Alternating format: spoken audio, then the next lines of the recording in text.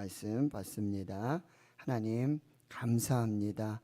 오늘 수요일 밤 예배, 하나님을 예배하는 거룩한 교회, 또 주의 성도들을 말씀으로 성령으로 위로해 주시고 또 힘 주시고 또 이 세상을 넉넉하게 능히 감당할 수 있는 믿음과 또 기도와 감사의 신앙의 삶 되게 하옵소서. 감사드리옵고 예수님의 이름으로 기도하옵나이다. 아멘. 사랑하는 성도 여러분, 행복하십시오. 성령 충만하십시오. 하나님 우리 아버지와 우리 주 예수 그리스도로부터 은혜와 평강을 축원합니다. 아멘. 5월 한 달 동안 수요일 밤에 욥기의 말씀을 우리가 공부하고 있는데요. 첫 번째 주셨던 말씀은 욥에게 이 까닭 없는 고난, 시험이 임하게 되어집니다.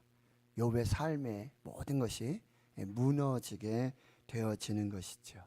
그런데 사실은 영적 전쟁이었습니다. 그래서 사탄의 이 참소, 고소로 말미암아 의인 욥이 하나님의 허락하심 속에 시험을 당하게 되어지는 것입니다. 그런데 그때 욥은 신실하게 하나님 앞에 머물러 있었고 하나님을 예배하고 주신 이도 여호와시요 거두신 이도 여호와시니 여호와 이름이 찬송을 받으실지어다. 우리가 하나님께 복을 받았는데 또 화를 당하는 것도 마땅하지 않겠느냐. 그의 입술로 범죄하지 아니하였습니다. 믿음의 영적 순결을 지켰던 욥의 모습입니다. 그런데 여기서 우리가 또 하나 생각해 볼 것은 욥이 삶의 모든 것을 다 잃어버렸어요. 눈에 보이는 모든 것을 다 잃어버렸어요. 그런데 눈에 보이는 것이 전부가 아니라는 거죠. 눈에 보이는 것들은 있다가도 이렇게 사라질 수 있어요. 없어질 수 있습니다. 그런데 그 눈에 보이는 것이 너무나 중요하다고 그 눈에 보이는 것만 붙들고 사느냐고, 눈에 보이지 않는 하나님, 눈에 보이지 않는 영원한 것을 잃어버리고 사는 사람들이 있다는 거예요. 욥의 신앙 중에는 이렇게 물질적이고 임시적인 사라져 버린 것들과 영적이고 영원한 것들, 사라지지 않는 것들, 이것을 붙들고 사는 믿음의 삶이 어떠한지를 보여주고 있다는 것이죠. 욥에게 세 친구가 있었는데 그 친구들이 와서 이런저런 이야기를 해요. 무슨 이야기죠? 이 욥의 고난의 이유가 뭘까? 원인이 뭘까? 까닭이 뭘까? 그들은 세상의 모든 지혜를 총동원해서 이 욥이 당하는 고난과 환난을 해석해 보려고 해요. 어떻게 한번 진단을 해 보려고 합니다. 그런데 말씀드렸지만 이 욥의 시험은 까닭 없는 시험이었고 영적인 하나님과 사탄의 그런 하나님의 주권하심 속에 있었던 이것이 시험이었고 고난이었다는 거예요. 이것은 세상의 지혜로 이해할 수 없는 거죠. 깨달아 알 수 없는 것이고 진단해 낼 수도 없고 그러니 답을 찾을 수도 없는 것이지요. 그런데 세상의 지혜는 세상의 지혜로 이 까닭 없는 고난을 해석해 낼 수 있다. 이 문제 우리가 풀어낼 수 있다. 그리고 우리의 지혜의 결론은 당신은 죄인이다. 너에게 죄가 있기 때문에 이 고난이 있는 것이다. 인과응보라고 하는 결론을 내리게 되고요. 이 세상의 지혜에 굴복하고 이 세상의 지혜의 진단에 따르라고 계속해서 이야기하는 거죠. 그런데 여러분, 세상의 지혜로는 이 모든 것을 다 깨달을 수 없어요. 다 이해할 수 없다라고 하는 것이지. 그리고 세상의 지혜로는 이 놀라운 하나님의 섭리를 다 알 수 없다는 거예요. 그러면 세상의 지혜에 맞설 진리가 필요하다는 거예요. 하나님의 말씀, 이 진리 외에는 이것을 이해할 수도 없고 깨달을 수도 없다라고 하는 거예요. 요한복음 8장 32절에 진리를 알지니 진리가 너희를 자유롭게 하리라. 자, 그 욥의 이야기들이 계속해서 진행됩니다. 세 친구들과 욥의 아주 지루한 논쟁들, 그리고 욥에게 왜 이런 잔인한 일들이 일어났는지 이해하지 못하고 있다는 거예요. 그런데 오늘 욥은 그 입술의 고백으로 이 믿음의 고백을 하고 있는데 19장 25절과 26절입니다. 다시 한번 읽어보겠습니다. 시작. 내가 알기에는 나의 구속자가 살아 계시니 마침내 그가 땅 위에 서실 것이라. 내 가족이 벗김을 당한 뒤에도 내가 육체 밖에서 하나님을 보리라. 욥과 이 세 친구들이 지금 이 고난의 상황, 이 의미를 전혀 이해하지 못하고 있는데 욥은 담대하게 하나님이 자신의 대속자, 구원자가 되어주시고 살아계신 이 하나님께서 언젠가는 반드시 구원해 주시고 또 언젠가는 심지어 자신의 죽음 후에라도 육체 밖에서 부활하여서 하나님을 보게 될 것이라는 믿음의 고백을 하고 있는 것입니다. 지금 욥과 친구들의 논쟁은 끝이 보이지 않는 동굴과 같습니다. 길을 찾을 수 없는 미로고 방향을 알 수도 없는 안개 속입니다. 어떤 면에서는 한 조각도 맞출 수 없는 퍼즐을 맞추고 있는 것이죠. 전체 그림을 알 수가 없어요. 하나님의 큰 그림을 다 볼 수도 없다는 거죠. 그런데 욥에게뿐만 아니라 우리 삶 속에서도 우리 인생에서도 가끔 이런 말도 안 되는 어처구니 없는 도저히 이해할 수 없는 일들이 나타나게 되어지는 거예요.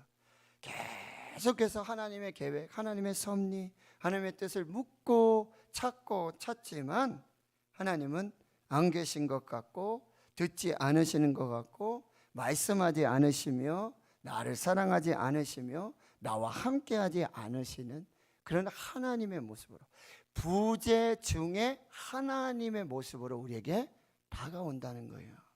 부재해 계시는 하나님을 우리가 경험하게 된다라고 하는 것입니다. 그럼에도 불구하고 우리는 욥의 이 신앙의 고백, 믿음의 고백을 해야 할 필요가 있다는 거예요. 언젠가는 반드시 하나님은 살아계시고 하나님께서 나의 대속자가 되시고 나의 구원자가 되셔서 설령 내가 죽음 후에라도 육체 밖에서 부활한 후에라도 내가 하나님을 만날 것이다 라는 믿음의 고백이 되어져야 한다라고 하는 거죠. 지금은 조금 지나는데 여러분, 얼마 전에 왜 그 이팝나무라 그럽니까?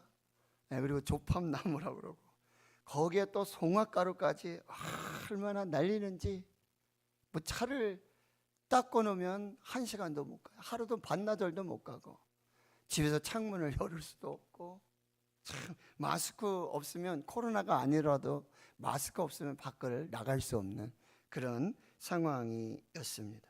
그래서 한 번은 가다 보니까 있잖아요, 자동차를 완전히 그냥 비닐 있잖아요, 그리고 다 꽁꽁꽁 묶어놨더라고, 싸매놨더라고. 그러고는 그렇게 자동차를 보호하는 그런 모습도 보았습니다. 여러분, 우리가 운전을 하려고 해도 너무 그래가지고 막 오셔액을 뿌리고 브러쉬를 해가지고 이 깨끗이 닦은 후에 출발을 해야지, 그렇지 않으면 사고도 날 수 있다는 거예요. 똑똑히 보고 선명하게 봐야 운전할 수 있다는 거죠. 또 제가 한번 말씀드렸지만 우리 인생은 마치 이 자수, 융단을 놓는 거와 똑같다는 거예요. 융단의 뒷면 안쪽에 보면, 세상의 관점에서 보면 온갖 실들이 얽히고 지저분하고, 그런데 융단의 앞면, 자수의 앞면을 보면 거기에 아름다운 예술 작품이 있게 되어지는 것이죠. 그것은 오직 하나님의 관점으로만 봤을 때 보여지는 것이라고 하는 거죠. 그런데 세상의 관점, 우리의 관점에서 보면 그저 바늘이 위로 아래로 쉼없이 움직이고 마치 삶을 위협하는 그런 어두운 면들이 보여지게 되는 것이죠. 그러나 이 그림을 알고 여기에 자수를 놓는 이 예술가는 지금 우리가 보기에는 그런 것이지만 이 예술가가 보기에는 이게 한 땀 한 땀이 뭐예요? 작품이고, 그리고 이 작품을 완성해 가는 과정이라는 사실이라고 한다는 거죠. 사도 바울은 인생을 바라보는 것이 마치 깨끗하지 않은 거울을 통해서 세상을 보는 것, 자기 자신을 보는 것이라고 비유하고 있어요. 고린도전서 13장의 사랑장의 12절에 우리가 지금은 거울로 보는 것 같이 희미하나, 당시의 거울은 청동 거울이에요. 구리 거울이란 말이에요. 그래서 거울이 우리가 지금 보는 거울처럼 우리의 모습이 선명하게 드러나지 않아요. 그저 희미하게 윤곽만 보일 그런 거울이라는 거죠. 그런데 지금 우리의 인생이 그렇다는 거예요. 우리가 지금은 그런 거울을 보는 것처럼 그냥 희미하게 형체만 보는 것과 같은데, 저 여러분, 나중에는 그때는 뭐예요? 얼굴과 얼굴을 대하여 보듯이 분명하고 선명하게 또렷하게 볼 수 있다는 거예요. 그리고 지금은 우리가 부분적으로만 한 부분밖에 알지를 못해요.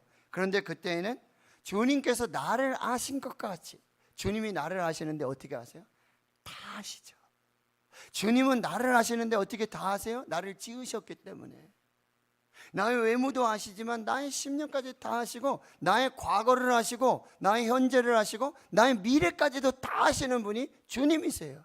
그런데 그때에는 주께서 나를 그렇게 아신 것처럼 나도 온전히 주님을 알게 될 것이다. 여러분, 지금 우리 인생에 일어나는 일들 모르겠어요. 코로나 예측할 수 있으세요? 지금 북한에도 지금 코로나가 지금 미국에서 또 코로나가 재확산되고 있대요. 근데 지금 비행기 타고 왔다 갔다 하는데 격리도 안 하는데, 저는 한 달 내에 어쩌면 우리나라에도 또 뭐 변이라든지 이렇게 오지 않을까 싶은 생각도 드는 거예요. 모르겠어요. 하나님이 도대체 무슨 생각을 가지고 계신지, 이 나라 이 민족에 무슨 생각을 가지고 계시고, 우크라이나와 러시아의 전쟁, 이런 상황을 도대체 무슨 생각을 하나님이 가지고 계시는지 모르겠어요. 우리 교회, 우리 가정에, 저의 장래에 하나님의 계획이, 하나님이 하시는 일들이 조금 예측이 되고 짐작이 되고 그러면 좋겠는데 모르겠어요. 진짜 모르겠어요. 왜 이런 일들이 지금 일어나고 있는지, 이미 일어났는지, 앞으로는 도대체 무슨 일이 일어날는지, 하나님이 도대체 어떻게 하실런지 모르겠다는 거예요. 그런데 지금 욥의 상황이 지금 이와 똑같은 상황이라고 한다는 거예요. 욥은 지금 19장 전체에서 1절에 욥이 대답하여 이르되 하면서 자신의 어떤 신세와 한탄들, 그리고 친구들에 대한, 그리고 하나님에게서조차 하나님이 하시는 일을 도저히 이해할 수가 없어요. 도저히 이해할 수가 없어요.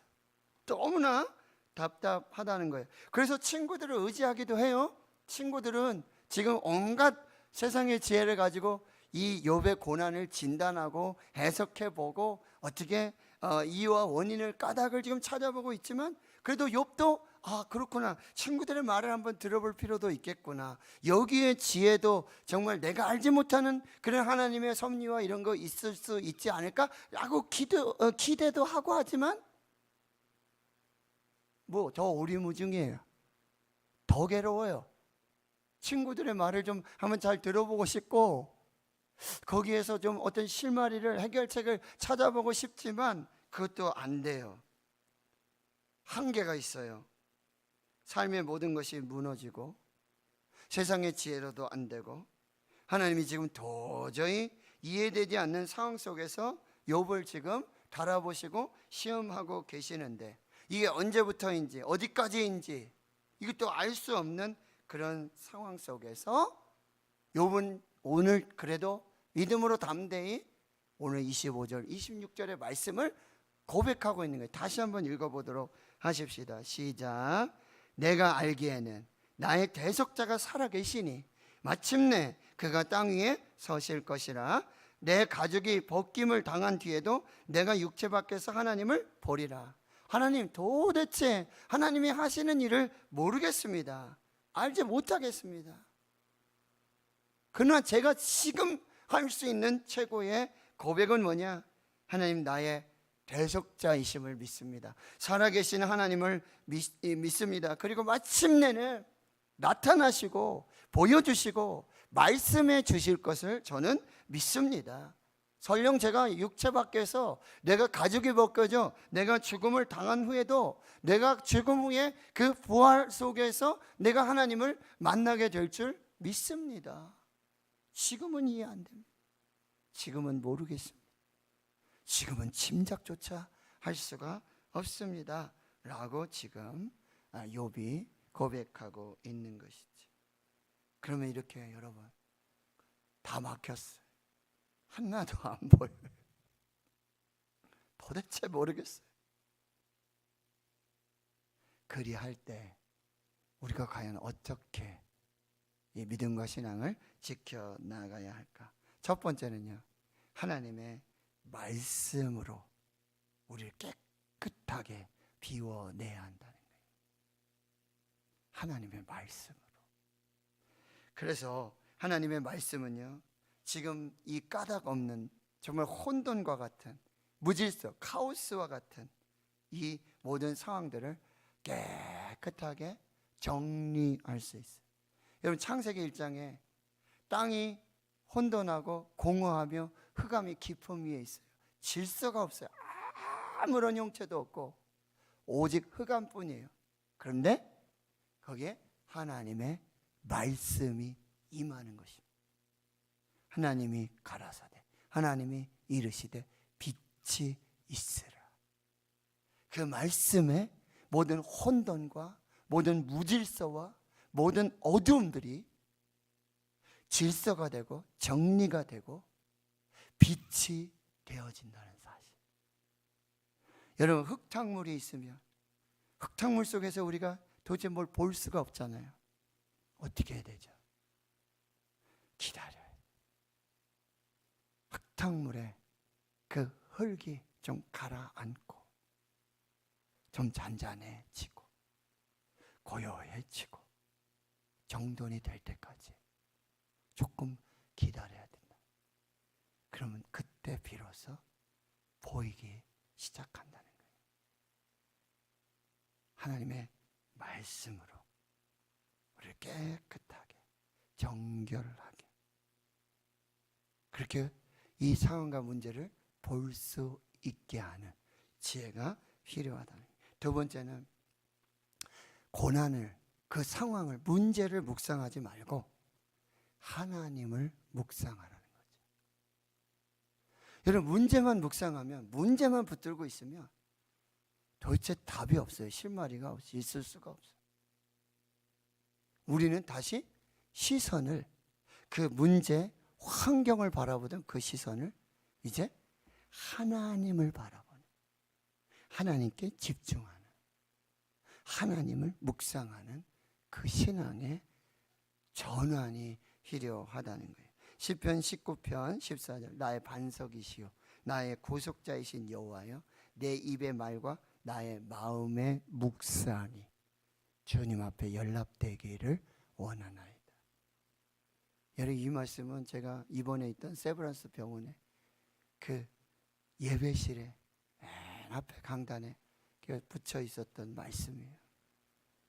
여러분, 혈액암이 와가지고 병원에 가서 입원하고 있는데 도대체 이게 무슨 일인지, 이게 무슨 상황인지 알 수가 없어요.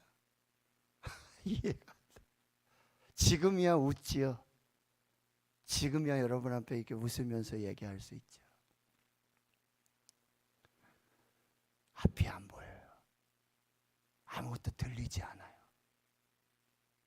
누가 오셔가지고 이 얘기하시고 이 방법을 얘기하시고 하물며 의사 선생님의 말도 안 들려요. 그때 어떻게 해요? 예배실에 혼자 가는 거예요. 주사바늘 이거 꽂고, 그래도 하나님 앞에 가면, 거기 좀 서 있으면, 거기 좀 앉아 있으면 뭔 얘기라도 좀 들을 수 있지 않을까. 누구는 뭐 하나님의 음성을 들었다고 그러고, 뭐 하나님을 봤다라고 그러고 그러는데, 하나님을 아무리 보고 싶어도 하나님의 얼굴이 보이지 않고, 아무리 하나님의 음성을 듣고 싶어도 하나님의 음성이 들리지 않아요. 거기 가서 1시간이고 2시간이고 앉아 있는 거예요. 근데 이 말씀밖에 안 보이는 거예요. 나의 반석이시여, 나의 구속자이신 여호와여, 내 입의 말과 마음의 묵상이 주님 앞에 연락되기를 원하나이다. 하나님을 묵상하기 시작할 때, 내 시선을 하나님께로 주목하고 하나님만 바라보기 시작할 때, 이제 하나님이 움직이시고 일하시고 말씀하시는 그런 모습들이, 그 옷자락이, 그 끝자락의 손길들이 보여지고 느껴지고 들려지기 시작하는 것이죠. 세 번째는요, 인내해야 합니다. 기다려야 돼요. 제가 말씀드렸죠. 세상에서 제일 어려운 일, 기다리는 거예요. 기다리는 거. 너무 힘들어요. 밥 뜸드는 시간, 그렇죠? 그 시간도 어떨 때는 배가 너무 고프면 기다리기 어려운 시간이에요. 예배 시간 끝나는 시간 기다리기 어려운 시간 중에 하나죠. 그런데 정말 하나님을 기다리는 것, 하나님의 말씀을 기다리는 것, 너무나 힘든 일인데, 야고보서 5장 12절에 인내하라고 말씀하시며 이렇게 말해요. 보라, 인내하는 자를 우리가 복되다 하나니. 인내하는 자를 우리가 복되다 하나니. 너희가 욥의 인내를 들었고 주께서 주신 결말을 보았거니와 주는 가장자비하시고 긍휼히 여기시는 이시니라. 기다려. 인내하는 자가 복이 있습니다. 겸이하고 신이 있는데, 이 아이들을 좀 우리가 어떻게 좀 해볼까? 내가 만든 계획, 대학은 어딜 가고, 요 나이 땐 뭐 하고, 하나도 안 돼요. 하나도 안 돼요. 우리 신숙기 권사님 고개를 끄덕 하시는데, 수연이, 서진이 하나도 안 돼. 서진이랑은 제가 이렇게 매일 아침 기도문을 나누면서 그래도 꼭 서진이랑 어떻게 이제 교제를 한번 해보려고. 그랬더니 서진이가 그래도 참 예의가 있어서 이 녀석이, 목사님 감사합니다, 목사님 감사합니다, 맨날 그 얘기만 해.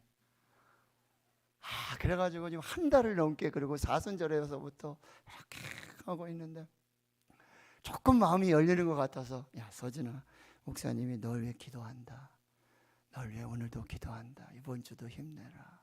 그러면 감사합니다, 딱 그래. 그래도 조금 열리는 것 같아서, 서진아 혹시 기도할 일이 있으면 나한테 얘기해 줄래? 내가 기도할게. 그러니까 됐습니다 목사님. 가슴이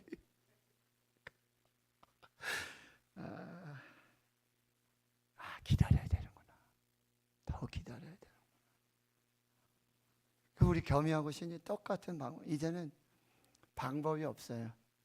기다리는 수밖에 없겠다. 기다리는 수밖에.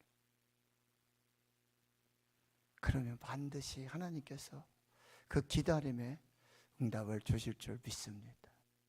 인내하셔. 지금 도저히 이해 안 되고 상황이 안 돼. 그냥 기다릴 수밖에 없겠다. 기다릴 수밖에 없겠다. 자, 그러면 여러분, 우리가 이제 욥의 그 기다림 속에 욥이 이제 어떻게, 우리가 다음 시간, 그 다음 시간까지 이렇게 욥을 마무리하게 될 텐데, 지금 욥의 상황을 한 곳 더 한번 볼게요. 23장 18절을 한번 볼게요. 욥기 23장 8절.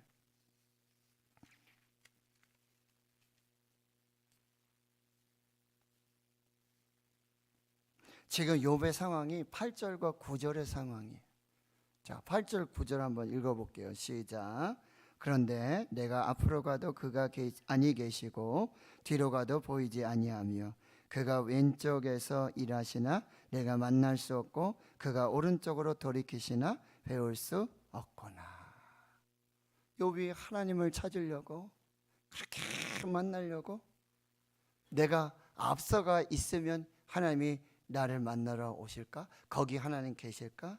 그런데 거기 아니 계시고, 아, 뒤에 계시는구나. 내 뒤에 계시는구나. 내가 뒤로 가봐야지.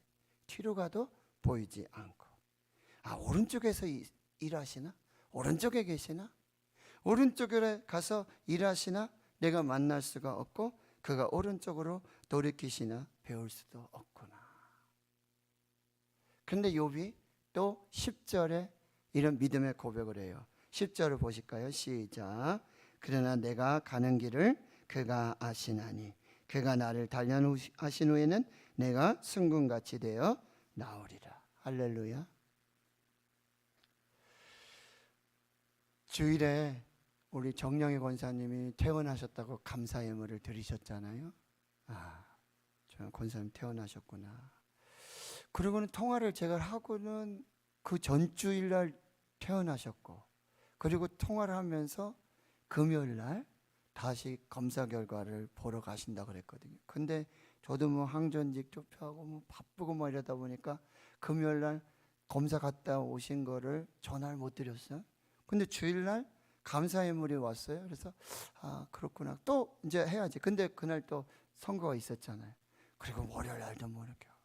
화요일 아침에, 어제 아침에 또 기도하는데 너무나 갑자기 생각이 나서 아이고, 지금이라도 전화를 드려야 되겠다.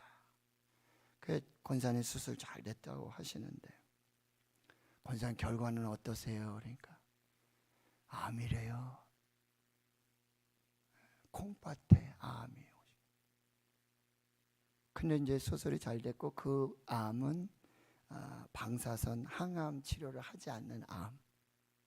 이게 커지면은 이게 콩밭이 왼쪽에 오른쪽에 한 개씩 있어서 그게 이제 자꾸 커지거나 재발하고 그러면 아예 절개를 하는 거죠. 한쪽을 떼든지 이렇게 해가지고. 지금 상황은 약 2cm 정도였는데 거기를 한 3cm까지 예방적으로 조금 넓게 그렇게 수술을 잘 하셨고, 약도 안 드시고 이제 뭐 치료도 없이 계속해서 이제 추적하시며 관찰하시면서 그렇게. 마음이 너무 아픈 거예요.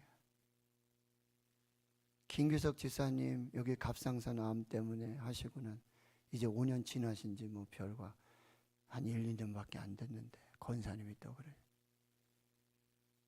그래서 권사님 제가 한번 집으로 갈게요. 아유, 안 오셔도 돼요. 권사님 제가 꼭 가서 뵙고 싶어요. 그래서 오전에 또 제가 세미나 훈련 받는 게 있어서 그걸 마치고 점심을 먹고 통화 드리고 가서 뵀는데 다행히 얼굴이 많이 밝으시더라고. 그리고 성도님들이, 우리 권사님들이 전화해 주시고 위로해 주시고 기도해 주시고 너무너무 고마워하시고 감사하시는 거예요. 그래서 제가 이제 수요 예배 준비도 뭐 오늘 하면 벌써 다음 주 준비해야 되잖아요. 그렇죠? 그래서 준비하는 과정 속에 있어서 하나님께서 주신 말씀이 있어서 고린도전서 10장 13절. 사람이 감당할 시험 밖에는 너희가 당한 것이 없나니 오직 하나님은 미쁘사 너희가 감당하지 못할 시험 당함을 허락하지 아니하시고 시험 당할 즈음에 피할 길을 내사 너희로 능히 감당하게 하시느니라. 원사님, 하나님의 테스트예요. 잘 이기시고 분명히 오늘 말씀하시잖아요.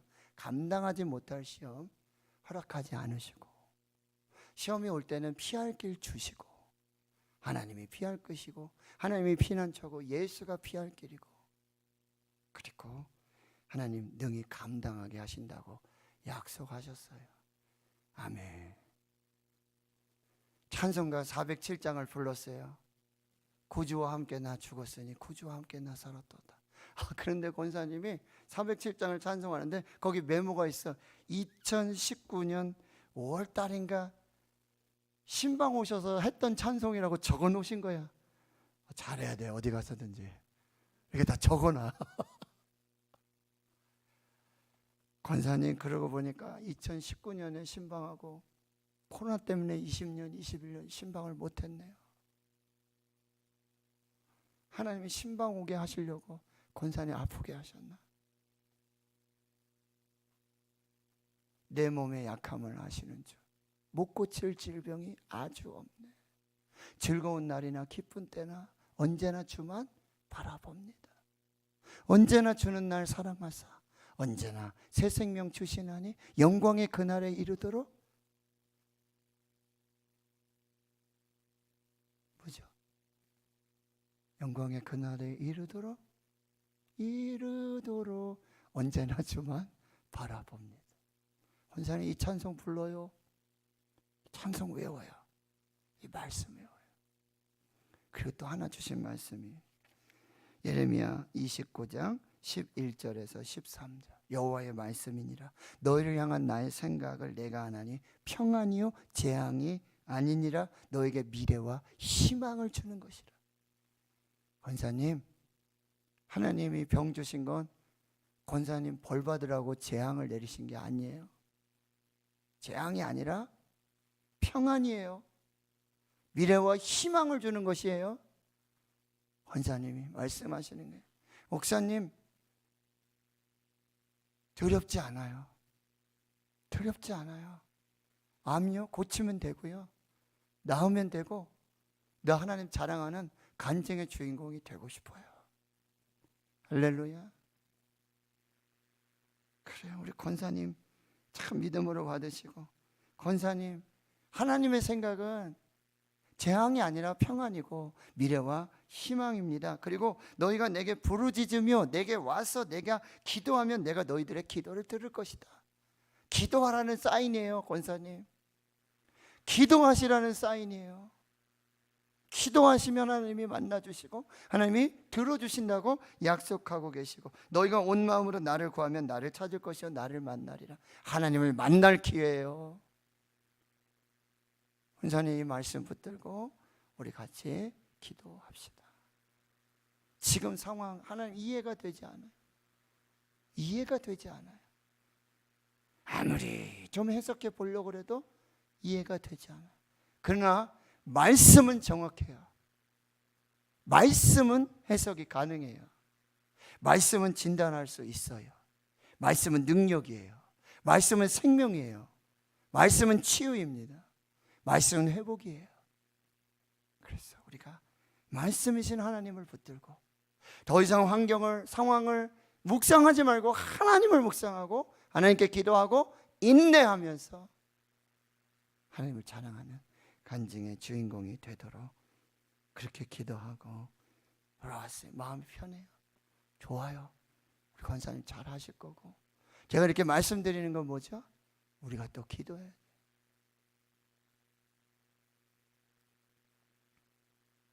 제가 아플 때 우리 권사님, 제가 밥 못 먹고 할 때 우리 한영희 권사님도 계시는데, 예? 예. 미꾸라지 좋다. 뭐 열무김치, 호박죽. 목사님 이거 드세요. 이 드셔야 목사님 살 수 있어요. 그 사랑 갚으라고. 그리고 우리 김규석 집사님 얼마나 사랑하시는지, 권사님이 같이 그렇게 하시는지, 참 그렇게 사랑 안 하셔도 되는데 우리가 같이 기도하고. 사랑하는 성도 여러분, 저와 여러분에게 도저히 하나님이 이해되시지 않는 상황이 있어요. 그러나 여러분 문제 보지 마시고 상황 보지 마시고 하나님을 보십시오. 조금 이게 거꾸로 보시고 뒤집어서 보시고, 그리고 그 문제 너머에 계시는, 문제 뒤편에 계시는 하나님을 보시면서 말씀을 붙드세요. 말씀이 하나님이시고 그 하나님이 반드시 우리를 살리실 줄 믿습니다. 그리하여서 하나님의 영광을 나타나게 하실 줄 믿습니다. 이제 우리 한번 같이 한 5분 정도 기도하십시다. 오늘 일단 말씀을 위해서 우리가 한번 같이 기도하고요. 두 번째로는요, 우크라이나 전쟁, 러시아 전쟁, 그리고 북한에 지금 코로나가 창궐하고 있어요. 너무 안타까워요. 너무 불쌍해요. 거기 다니엘 기도회 청년 다니엘 봤잖아요. 거기서 그 아이들 그쵸? 치료하시고 하시는 분 봤잖아요. 너무나 열악하잖아요. 북한을 위해 꼭 기도하고, 그리고 교회 새로워진 일꾼들 우리 기도하고, 교회 학교 교역자들과 우리 교사들, 그리고 어린이 학생 청년들 위해서 기도하고, 환우들 위해서 우리 한 5분 정도 우리 다 같이 한번